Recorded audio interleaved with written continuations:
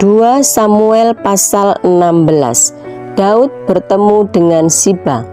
Ketika Daud baru saja melewati puncak, datanglah Siba, hamba Mefiboset, mendapatkan dia membawa sepasang keledai yang berpelana dengan muatan 200 ketul roti, 100 buah kue kismis, 100 buah-buahan musim panas, dan sebuyung anggur. Ayat 2. Lalu bertanyalah raja kepada Siba, apakah maksudmu dengan semuanya ini? Jawab Siba, keledai-keledai ini bagi keluarga raja untuk ditunggangi, roti dan buah-buahan ini bagi orang-orangmu untuk dimakan, dan anggur ini untuk diminum di padang gurun oleh orang-orang yang sudah lelah. Ayat 3. Kemudian bertanyalah raja, di manakah anak tuanmu?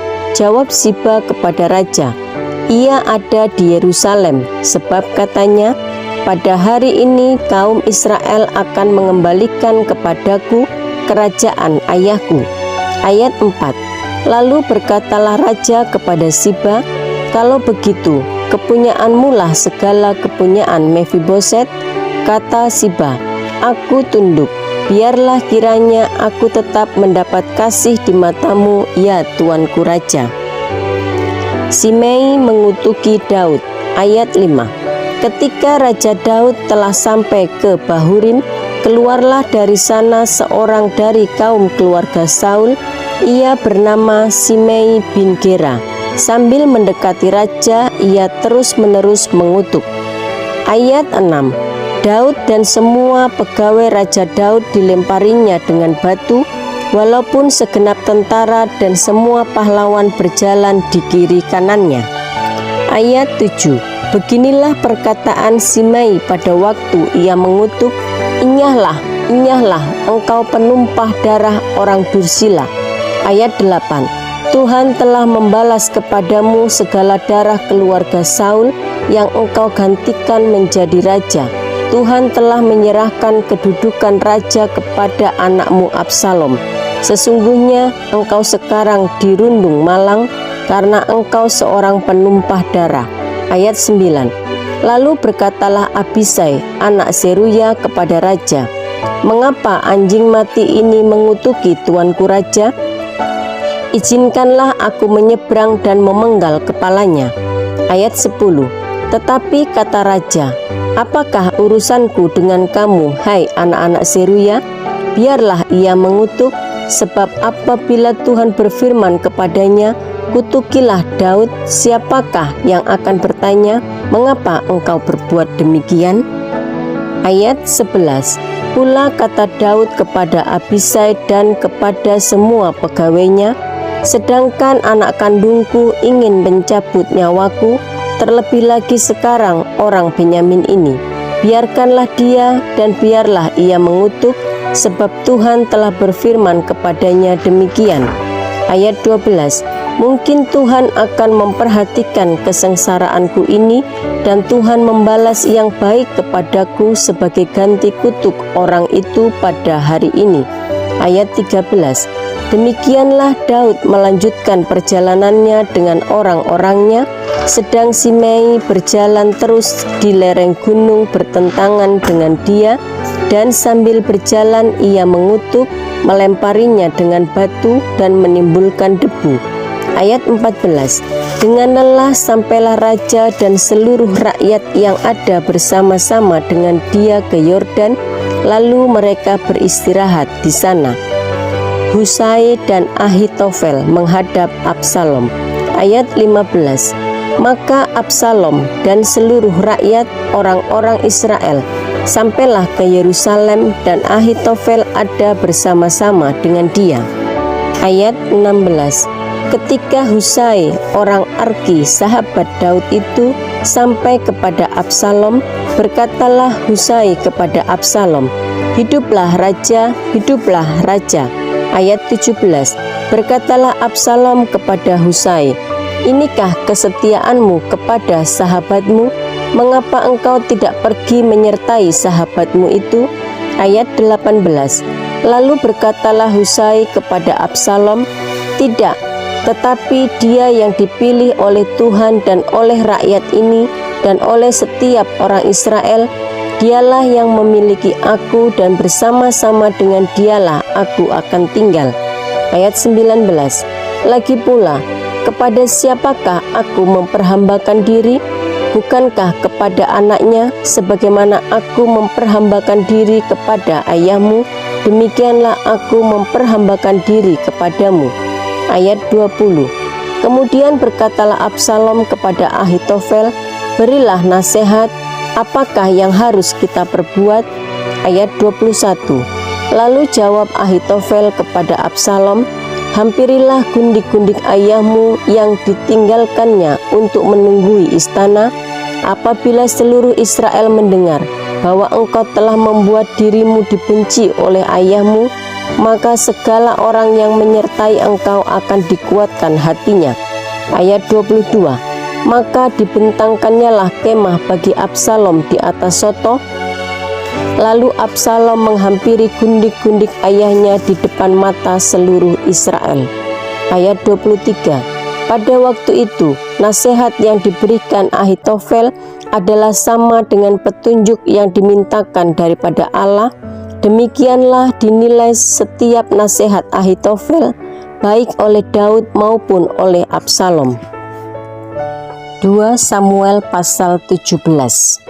Nasihat Ahitofel digagalkan oleh nasihat Husai. Berkatalah Ahitofel kepada Absalom, izinkanlah aku memilih 12.000 orang, maka aku akan bersiap dan mengejar Daud pada malam ini juga. Ayat 2. Aku akan mendatangi dia selagi ia lesu dan lemah semangatnya, dan mengejutkan dia. Seluruh rakyat yang ada bersama-sama dengan dia akan melarikan diri, maka aku dapat menewaskan raja sendiri.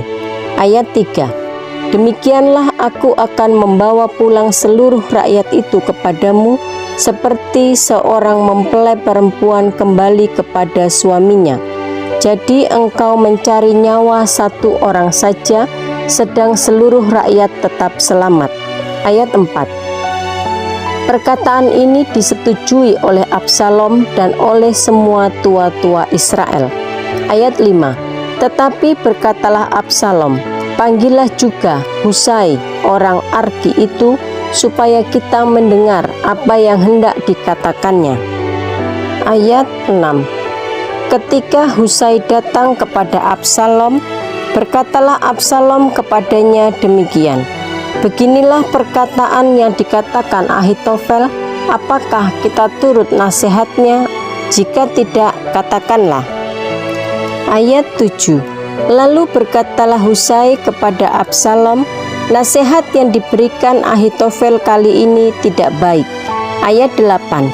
Kata Husai pula, engkau tahu bahwa ayahmu dan orang-orangnya adalah pahlawan, dan mereka sakit hati seperti beruang yang kelihatan anak di padang. Lagi pula ayahmu adalah seorang prajurit sejati, ia tidak akan membiarkan rakyat tidur. Ayat 9. Tentulah ia sekarang bersembunyi dalam salah satu lubang atau di salah satu tempat. Apabila pada penyerangan pertama beberapa orang tewas dan ada orang mendengar hal itu, maka orang akan berkata, rakyat yang telah mengikuti Absalom sudah menderita kekalahan. Ayat 10. Maka seorang gagah perkasa sekalipun yang hatinya seperti hati singa akan tawar hati sama sekali, sebab seluruh Israel tahu bahwa ayahmu itu seorang pahlawan dan orang-orang yang bersama-sama dia adalah orang gagah perkasa. Ayat 11. Sebab itu kunasehatkan, suruhlah seluruh Israel dari Dan sampai Berseba berkumpul kepadamu, seperti pasir di tepi laut banyaknya, dan engkau sendiri juga harus turut bertempur. Ayat 12. Apabila kita mendatangi dia di salah satu tempat di mana ia terdapat, maka kita akan menyergapnya seperti embun jatuh ke bumi, sehingga tidak ada yang lolos, baik dia maupun orang-orang yang menyertainya. Ayat 13. Dan jika ia mengundurkan diri ke suatu kota, maka seluruh Israel akan mengikat kota itu dengan tali, dan kita akan menyeretnya sampai ke sungai, hingga batu kecil pun tidak terdapat lagi di sana. Ayat 14. Lalu berkatalah Absalom dan setiap orang Israel, nasihat Husai orang Arki itu lebih baik daripada nasihat Ahitofel, sebab Tuhan telah memutuskan bahwa nasihat Ahitofel yang baik itu digagalkan, dengan maksud supaya Tuhan mendatangkan celaka kepada Absalom. Daud ke Mahanaim. Ayat 15. Sesudah itu berkatalah Husai kepada Sadok dan kepada Abiatar, imam-imam itu, ini dan itu dinasihatkan Ahitofel kepada Absalom dan kepada para tua-tua Israel, tetapi ini dan itu kunasihatkan.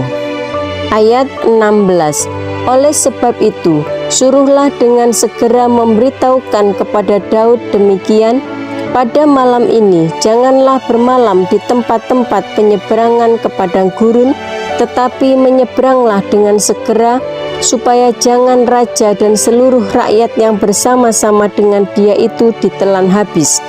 Ayat 17. Yonatan dan Ahimaas menunggu di En Rogel, dan setiap kali ada seorang budak perempuan yang datang membawa kabar kepada mereka, dan mereka pun langsung memberitahu Raja Daud, sebab mereka tidak boleh dilihat memasuki kota. Ayat 18. Tetapi seorang anak melihat mereka lalu memberitahu Absalom, jadi pergilah keduanya dengan segera, dan sampailah mereka ke rumah seseorang di Bahurim yang mempunyai sumur di halamannya, maka turunlah mereka ke dalamnya. Ayat 19. Kemudian perempuan itu mengambil kain tudungan, membentangkannya di atas mulut sumur itu, dan menaburkan butir-butir gandum di atasnya, sehingga tidak kelihatan apa-apa. Ayat 20.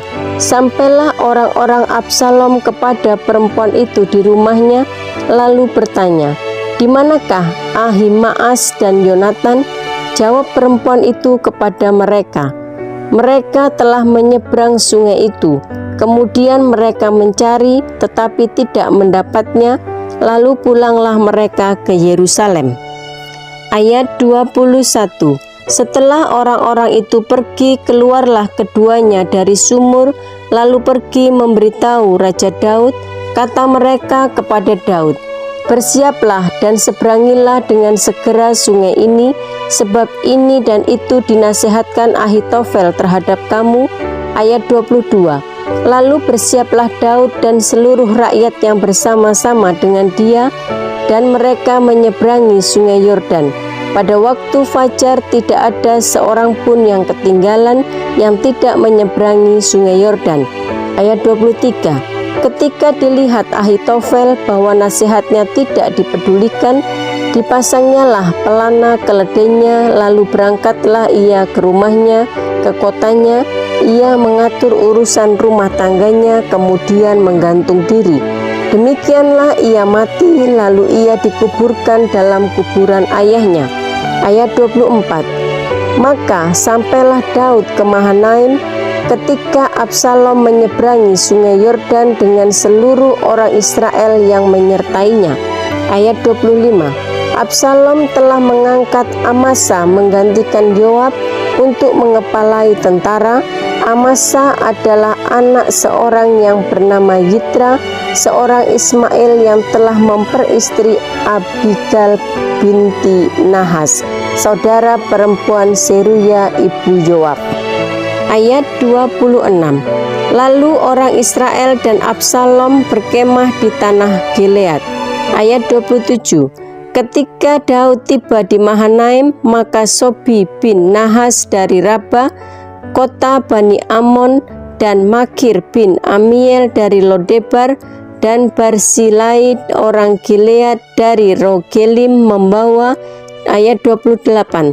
Tempat tidur, pasu, periuk belanga, juga gandum, jelai, tepung, bertih gandum, kacang babi, kacang merah besar, kacang merah kecil. Ayat 29, madu, dadih, kambing domba, dan keju lembu bagi Daud dan bagi rakyat yang bersama-sama dengan dia untuk dimakan. Sebab kata mereka, rakyat ini tentu telah menjadi lapar, lelah, dan haus di padang gurun. 2 Samuel pasal 18. Absalom terpukul kalah dan mati. Daud memeriksa barisan tentara yang bersama-sama dengan dia. Kemudian ia mengangkat kepala pasukan 1000 dan kepala pasukan 100 atas mereka. Ayat 2. Lalu Daud menyuruh tentara itu maju berperang, sepertiga di bawah perintah Yoab, sepertiga lagi di bawah perintah Abisai anak Seruya adik Yoab, dan sepertiga lainnya di bawah perintah Itai orang Gad itu. Lalu berkatalah raja kepada rakyat, aku juga akan maju berperang bersama-sama dengan kamu. Ayat 3. Tetapi tentara itu berkata, janganlah tuanku maju berperang, sebab apabila kami terpaksa melarikan diri, maka mereka tidak akan menghiraukan kami. Bahkan sekalipun mati separuh daripada kami, mereka tidak akan menghiraukan kami. Tetapi tuanku sama harganya dengan 10.000 orang daripada kami. Sebab itu adalah lebih baik bahwa tuanku bersedia menolong kami dari kota. Ayat 4. Kemudian berkatalah raja kepada mereka, apa yang kamu pandang baik akan kuperbuat. Lalu berdirilah raja di sisi pintu gerbang, dan seluruh tentara itu berjalan keluar beratus-ratus dan beribu-ribu. Ayat 5. Dan raja memerintahkan kepada Yoab, Abisai, dan Itai demikian, perlakukanlah Absalom orang muda itu dengan lunak karena aku.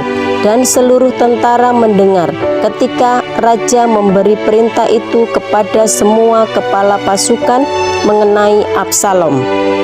Ayat 6. Lalu tentara itu maju ke padang menyerang orang Israel, dan terjadilah pertempuran di hutan Efraim. Ayat 7. Tentara Israel terpukul kalah di sana oleh orang-orang Daud, dan pada hari itu terjadilah di sana pertumpahan darah yang dahsyat, 20.000 orang tewas. Ayat 8. Kemudian pertempuran meluas dari sana meliputi seluruh daerah itu, dan hutan itu memakan lebih banyak orang di antara tentara daripada yang dimakan pedang pada hari itu. Ayat 9. Kebetulan Absalom bertemu dengan orang-orang Daud. Adapun Absalom menunggangi bagal.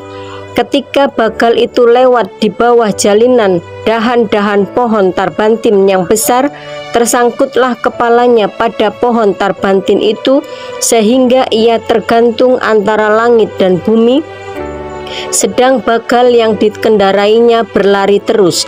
Ayat 10. Seseorang melihatnya lalu memberitahu Yoab, katanya, aku melihat Absalom tergantung pada pohon tarbantin. Ayat 11. Yoab berkata kepada orang yang memberitahu kepadanya itu, apa? Jika engkau melihatnya, mengapa engkau tidak membanting dia ke tanah di tempat itu juga? Maka selayaknya aku memberi engkau 10 sikal perak dan 1 ikat pinggang. Ayat 12. Tetapi orang itu berkata kepada Yoab, sekalipun aku mendapat 1000 sikal perak di telapak tanganku, takkan aku menjamah anak raja itu. Sebab di depan telinga kamilah raja memberi perintah kepadamu dan kepada Abisai dan kepada Itai, katanya, lindungilah Absalom orang muda itu karena aku. Ayat 13. Sebaliknya, jika aku mencabut nyawanya dengan khianat, tidak ada sesuatu pun yang tinggal tersembunyi kepada raja, maka engkau akan menjauhkan diri. Ayat 14. Tetapi Yoab berkata, aku tidak mau membuang-buang waktu dengan kau seperti ini. Lalu diambilnyalah 3 lembing dalam tangannya dan ditikamkannya ke dada Absalom, sedang ia masih hidup di tengah-tengah dahan pohon tarbantin itu. Ayat 15. Kemudian 10 bujang pembawa senjata Yoab mengelilingi Absalom, lalu memukul dan membunuh dia. Ayat 16. Sesudah itu Yoab meniup sangkakala sehingga tentara berhenti mengejar orang Israel, sebab Yoab mau menahan tentaranya itu. Ayat 17. Lalu mereka mengambil mayat Absalom dan melemparkannya ke dalam lubang yang besar di hutan itu. Kemudian mereka mendirikan di atasnya timbunan batu yang sangat besar, dan seluruh orang Israel melarikan diri masing-masing ke kemahnya. Ayat 18. Sewaktu hidupnya, Absalom telah mendirikan bagi dirinya sendiri tugu yang sekarang ada di lembah raja, sebab katanya, "Aku tidak ada anak laki-laki untuk melanjutkan ingatan kepada namaku," dan ia telah menamai tugu itu menurut namanya sendiri. Sebab itu sampai hari ini tugu itu dinamai orang Tugu Peringatan Absalom. Kabar kematian Absalom disampaikan kepada Daud. Ayat 19. Kemudian berkatalah Ahimaas bin Sadok, "Biarlah aku berlari menyampaikan kabar yang baik itu kepada raja, bahwa Tuhan telah memberi keadilan kepadanya dengan melepaskan dia dari tangan musuhnya." Ayat 20. Tetapi berkatalah Yoab kepadanya, "Pada hari ini bukan engkau yang menjadi pembawa kabar, pada hari lain boleh engkau yang menyampaikan kabar. Tetapi pada hari ini engkau tidak akan menyampaikan kabar karena anak raja sudah mati." Ayat 21. Lalu berkatalah Yoab kepada seorang Etiopia, "Pergilah, beritahukanlah kepada raja apa yang kau lihat." Orang Etiopia itu sujud menyembah kepada Yoab lalu berlari pergi. Ayat 22. Tetapi berkatalah sekali lagi Ahimaas bin Sadok kepada Yoas, "Apapun yang terjadi, izinkanlah juga aku berlari pergi menyusul orang Etiopia itu." Tetapi kata Yoab, "Mengapa juga engkau mau berlari pergi, anakku? Apakah engkau membawa kabar yang menguntungkanmu?" Ayat 23. Jawabnya, "Apapun yang terjadi, aku mau berlari pergi." Lalu berkatalah Yoab kepadanya, "Kalau demikian, larilah." Maka berlarilah Ahimaas mengambil jalan dari lembah Yordan, sehingga ia mendahului orang Etiopia itu. Ayat 24. Adapun Daud duduk di antara kedua pintu gerbang, sedang penjaga naik ke soto pintu gerbang itu di atas tembok. Ketika ia melayangkan pandangnya, dilihatnyalah orang datang berlari seorang diri saja. Ayat 25. Berserulah penjaga memberitahu raja, lalu raja berkata, "Jika ia seorang diri, maka kabar yang baiklah disampaikannya." Sementara orang itu mendekat. Ayat 26. Penjaga itu melihat seorang lain datang berlari, lalu penjaga itu menyerukan kepada penunggu pintu gerbang, katanya, "Lihat, ada lagi orang datang berlari seorang diri." Berkatalah raja, "Itu pun pembawa kabar yang baik." Ayat 27. Sesudah itu berkatalah penjaga, "Aku lihat cara berlari orang yang pertama itu seperti cara berlari Ahimaas bin Sadok." Berkatalah raja, "Itu orang baik, ia datang membawa kabar yang baik." Ayat 28. Lalu Ahimaas berseru, katanya kepada raja, "Selamat." Kemudian sujudlah ia menyembah kepada raja, dan dengan mukanya ke tanah serta berkata, "Terpujilah Tuhan Allahmu yang telah menyerahkan orang-orang yang menggerakkan tangannya melawan tuanku raja." Ayat 29. Lalu bertanyalah raja, "Selamatkah Absalom orang muda itu?" Jawab Ahimaas, "Aku melihat keributan yang besar ketika Yoab menyuruh pergi hamba raja hambamu ini, tetapi aku tidak tahu apa itu." Ayat 30. Kemudian berkatalah raja, "Pergilah ke samping, berdirilah di sini." Ia pergi ke samping dan tinggal berdiri. Ayat 31. Maka datanglah orang Etiopia itu, kata orang Etiopia itu, "Tuanku raja mendapat kabar yang baik, sebab Tuhan telah memberi keadilan kepadamu pada hari ini dengan melepaskan tuanku dari tangan semua orang yang bangkit menentang tuanku." Ayat 32. Tetapi bertanyalah raja kepada orang Etiopia itu, "Selamatkah Absalom, orang muda itu?" Jawab orang Etiopia itu, "Biarlah seperti orang muda itu musuh tuanku raja, dan semua orang yang bangkit menentang tuanku untuk berbuat jahat."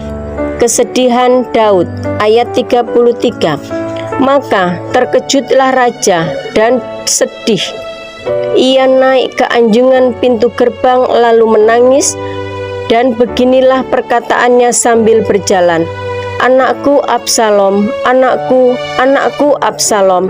Ah, kalau aku mati menggantikan engkau Absalom, anakku, anakku."